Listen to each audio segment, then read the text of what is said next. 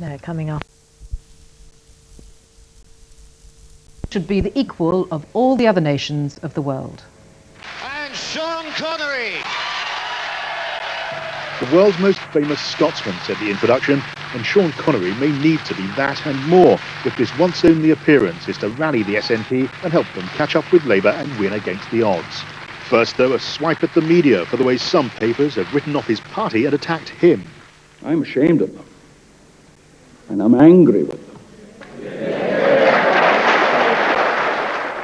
No policy detail, this was a declaration of faith in Scottish independence and an attack on the SNP's opponents. When we were up here for the referendum vote, there was a spirit and a positive enthusiasm. Well, the control freaks have blown it away. They have replaced it with fear and intimidation, the very same way as others have before them. The small, invited audience loved that, of course, but Labour's Scottish secretary wasn't too put out. I think Mr. Connery is entitled to his views, and he's here primarily, as I understand it, to promote his film, and I wish him every success with that. But I don't think the election contest is about a celebrity head count, and we will certainly continue to stick to the arguments. 1, 2, 3. The other parties clearly see Labour and not the SNP as the party they have to beat now. People in Scotland don't want independence. They know it would be a financial disaster. But unlike Sean Connery, we can't actually opt out of it and spend our lives in tax exile. I think Sean Connery is a very good actor. We all enjoy his performances, but he's not a politician. We all know he's SNP anyway, and I think people will be quite unmoved. The truth is, the SNP campaign has fallen apart. The fight for control of Scotland has been low-key, and that suits Labour. Now the nationalists need to win over and win back voters who prefer low taxes and who feel safer as a permanent part of the British Union. This campaign isn't over yet, but it may take more than an emotional appeal from a famous actor to turn the tide the SNP's way. John Pienaar, BBC News, Edinburgh. Well, now back to our main news tonight. One of Britain's most popular television presenters, the BBC's Jill Dando, has died after being attacked outside her home in London. She was found with serious head injuries. Our reporter Clarence Mitchell is at the scene in Fulham. Clarence, are the police uncovering any clues in the street?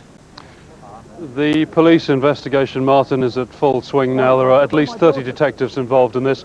Behind me, you can see the activity outside Jill's home here in Gowan Avenue in Fulham. That will continue for some time yet. The very detailed forensic examination of the scene, the post-mortem examination of her body is ongoing, not too far from here, and that, we're told, will continue for some hours yet. The principal aim of the police is to establish just who this man was who was seen running off. To that end, they've established an incident room at Kensington Police Station. I'll briefly give you a telephone number, 0181 246 0730. If anybody with any information has anything to say, the police would very much like to hear from them as soon as possible. And very briefly, Clarence, any more details about the search at Putney Bridge?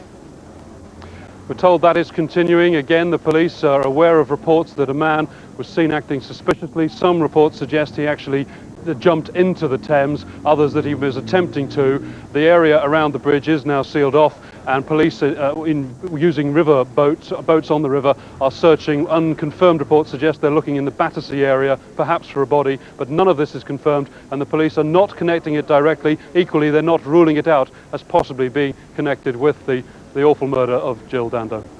Clarence, thank you very much. The murder of our friend and colleague Jill Dando dominates tonight's news. Jill was special, not only to the millions of you who watched, admired and loved her over the years, but to all of us who had the privilege and delight of working with her.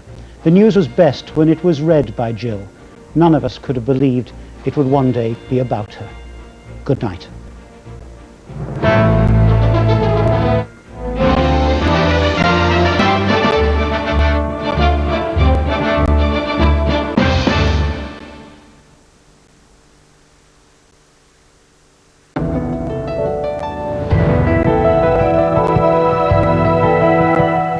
This is BBC One Scotland.